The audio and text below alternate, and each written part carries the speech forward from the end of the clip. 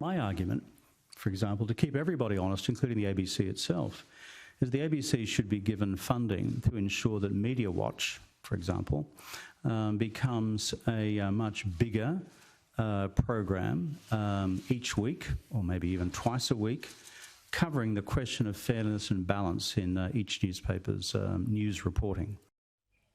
Yeah, that'll be it. More for Media Watch, of course, as we continue to demonstrate on this program, one of the most misleading and deceptive programs on the ABC. You've got to love Kevin Rudd.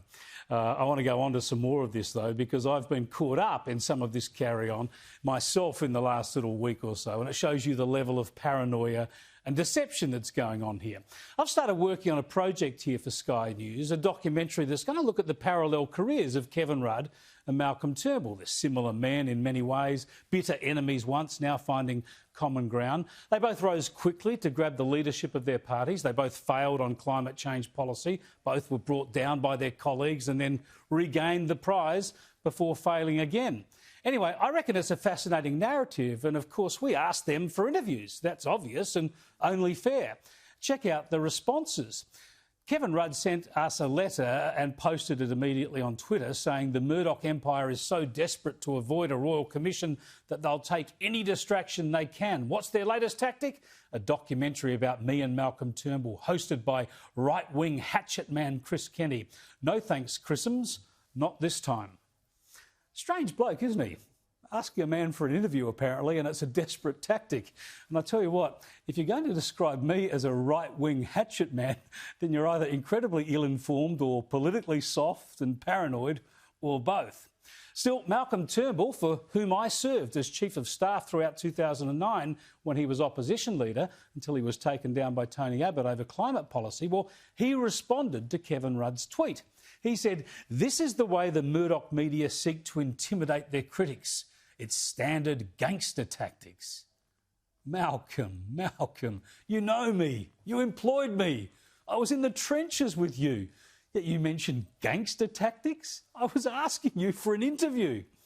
These are strange times indeed when two former Prime Ministers behave like this. Still, a debate about media is always welcome. Let 1,000 flowers bloom and let 1,000 conspiracy theories bloom, I reckon. But here is what Turnbull and Rudd should do if they're actually serious in their anti-News Corp campaign. They should publicly release all journalists from their obligations of confidentiality when it comes to their dealings with these two men. They should make a public declaration that all journalists are free to report their texts, emails and conversations with those two men when they were active in politics. No longer should they be bound by confidences. That's the only way we can get to see exactly how the media operates and exactly how Rudd and Turnbull interacted with media organisations and journalists. Instead, have a look at this exchange earlier today. Have you ever leaked information while you were a politician about a colleague or an opinion to a News Corp journalist? Well, Senator, if we're going to enter into the debate about all of our individual relationships with journalists over the last 10 or 20 years, it would make for a good session, which would probably take us a few hours. So we can just answer the question, simple yes or no would do. Have you? No, I haven't. Never? No. You're unique in this building. Hey? Yeah. Good for you. Yesterday. Good for you. Very telling, isn't it? If Kevin Rudd and Malcolm Turnbull are really into truth, really into examining media power plays, they must release journalists from their confidences. They must agree to shine a light on how journalists interact with politicians. Be open and honest, then we can have a proper and illuminating discussion.